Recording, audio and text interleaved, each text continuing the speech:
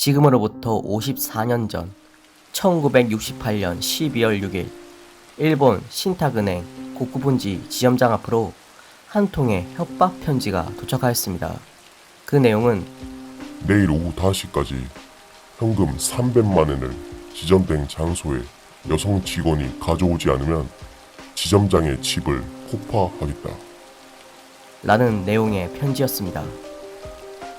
이에 지점장은 경찰에 신고했고 다음날 오후 5시 경관 50명이 약속 장소에서 잠복, 또 직원으로 위장한 여경이 300만 엔을 들고 약속 장소에서 기다렸지만 결국 범인은 나타나지 않았습니다.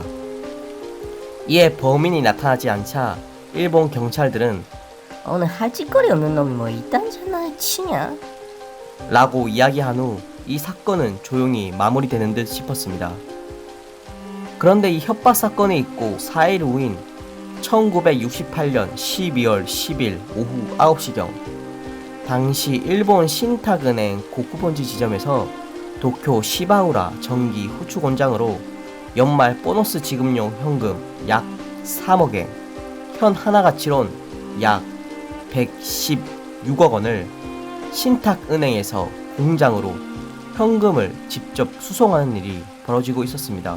아무래도 당시에는 월급을 통장으로 꽂아주는 게 아닌 현찰을 봉투에 담아 전해주는 월급 직접 지급 방식이 주로 행한지라 이렇게 월급이나 보너스를 은행 직원들이 직접 차에 싣고 회사로 가서 직접 지급하는 것이 일반적이었다고 합니다. 무튼 현금 수송 차량이 출발한 지 약 28분 후 갑자기 현금 수송 차량 뒤쪽에서 요란한 사이렌 소리를 내며 흰색 헬멧을 쓴 젊은 경관이 오토바이를 타고 쫓아오는 것이었습니다. 그렇게 은행 직원들은 요란하게 쫓아오는 경관을 보고 이내 갓길에 차를 세운 뒤 경관과 이야기를 나누는데 신탁은행 고쿠본지 지점장의 집이 폭파되었습니다. 또 이 차량에 포탄이 설치되어 있다고 합니다. 어서 다들 피하십시오. 이후 경관은 차량 이곳저곳을 수색하더니 갑자기 이러한 말을 하였습니다. 폭탄이다. 다들 피해. 경관이 이렇게 말한 뒤 갑자기 수송 차량 바닥 쪽에서 폭발 같은 굉음과 연기가 솟아나 이내 지레 겁을 먹은 은행 직원들은 차량에서 튀어나와 풀숲에 들어가 대기하고 있었는데 이내 일본 경관이 마치 각항구로 빙의된 듯 현금 수송 차량을 타고 그 자리에서 잽싸게 도망쳤다고 합니다. 그런데 이렇게 경관이 도망친 상황에도 은행 직원들은 아, 진짜 박수. 우리랑 같이 폭파될 순 없으니 멀리 도망가는구나. 역시 일본 경찰은 짱이야. 라고 생각하였다고 합니다. 그런데 그들의 생각은 약 1분 뒤 싹 바뀌게 됩니다. 그 이유는 당시 일본 경관들의 오토바이가 전부 혼다였으나 당시 은행 직원들과 이야기를 나눈 젊은 경관의 오토바이는 야마하였다는 것. 이후 정신을 차린 은행 직원들은 가장 가까운 곤준 전화로 뛰어가 경찰에 현금 116억 원을 도둑 맞았다고 일본 경찰에 직접 신고를 하게 됩니다. 이후 현금을 탈취당한 지 6분 만에 350여 명의 경찰관들이 현장에 출동, 이후 가까운 도로와 인근 도시들의 현금 수송 차량과 동일한 세단을 다 잡아 수색하기 시작합니다. 그렇게 당시 도로는 혼돈의 카오스가 되어 빨리 자신의 목적지에 가지 못하는 사람들의 온갖 욕설이 도로에 도배되었다고 합니다. 이후 오전 10시 18분 범행 현장에서 약 600m 떨어진 인근 대나무 숲에 현금 수송 차량이 발견되게 됩니다. 허나 돈이 있을 리 만무했죠. 그렇게 일본 3억엔 강도 사건은 시작됩니다. 이후 일본 경시청은 범인이 분명 다른 오토바이나 다른 차량을 타고 도주했을 거라 판단, 인근 도시의 모든 차량을 통제한 후 수색 활동을 벌였으나 범인의 발자국도 범인의 머리카락 하나도 찾지 못했다고 합니다.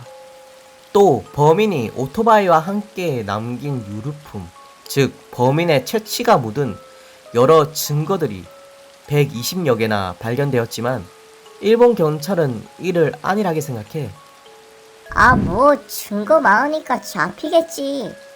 라는 마인드로 범인의 몽타주만 뽑아놓고 세워라 내워라 하면서 범인이 잡히기만을 기다렸지만 결국 지금도 잡지 못하였다고 합니다.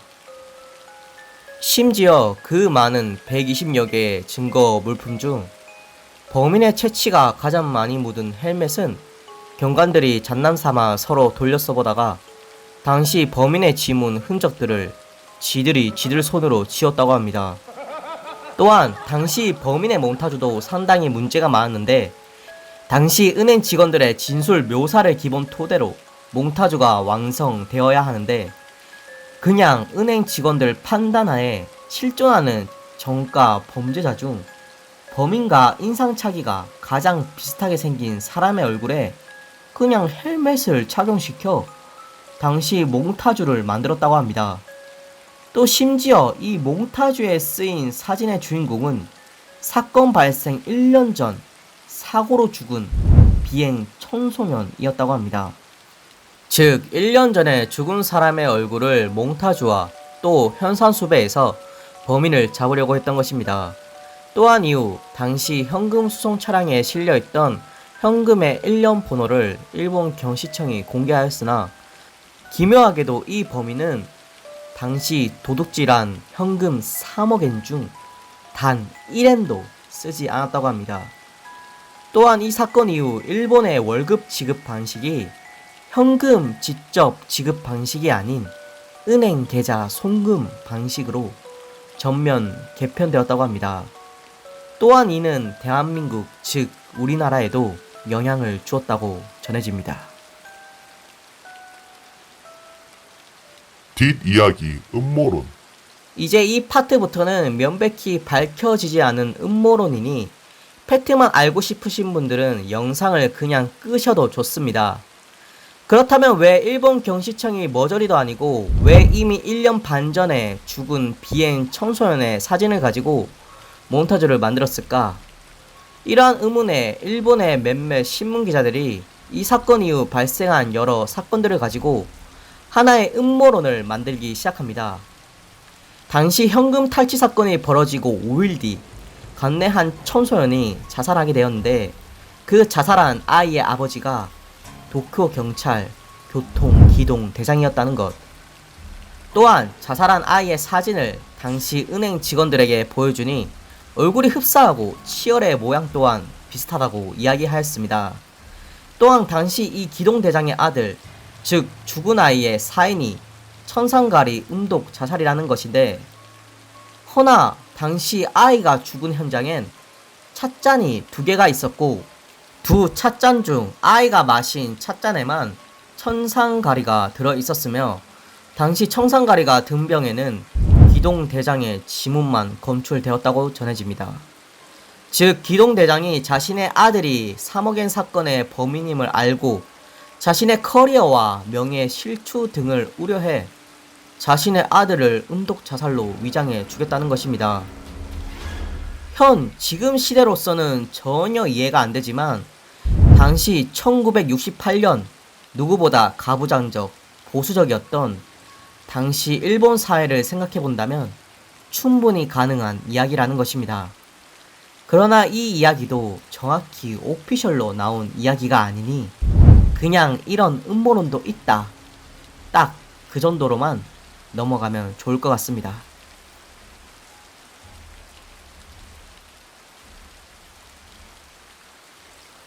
오늘은 일본 3억엔 강도 사건을 알아보았는데요. 아마 눈치채신 분들도 있겠지만 이 영상은 처음부터 끝까지 비가 내립니다. 또 빗소리도 강력한 편이고요. 이 영상에 이러한 효과를 처음부터 끝까지 넣은 이유는 명백한데요. 그 이유는 바로 사건 당일, 즉 1968년 12월 10일 오전 9시경에도 비가 억수같이 내리던 시간이었습니다. 즉 그날 그 시간엔 비와 빗소리 때문에 범인의 인상착의와 목소리를 은행 직원들이 정확히 분간하기가 어려웠다는 것입니다. 즉 범인은 이렇게 비가 오고 비가 내리는 소리까지 계산하여 이용하지 않았나 싶네요.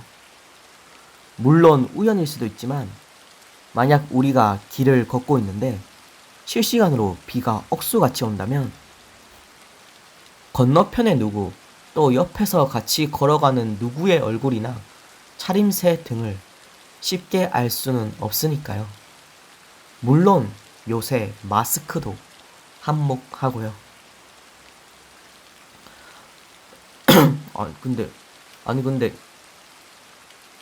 아니 근데 제가 생각해봐도 개 소름 돋네요. 다들 밖에 돌아다니지 마시고 얼른 집 가세요. 코로나도 요즘에 엄청 심하더라고요. 이게 60만, 오늘은 몇 만이지? 나중에 확인해 봐야 되는데 제가 확인 안 해봐가지고. 무튼 코로나도 계속 조심하시길 바랍니다. 주변에 걸린 사람들이 꽤 있는데 독감보다 훨씬 아프다고 합니다. 물론 그 사람들 전부 다 백신 다 맞았어요. 3차까지. 그래도 엄청 아프대요. 무튼 다들 건강 조심하시고 그럼 저는 다음에 다른 영상으로 찾아뵙겠습니다. 그럼 빠이염.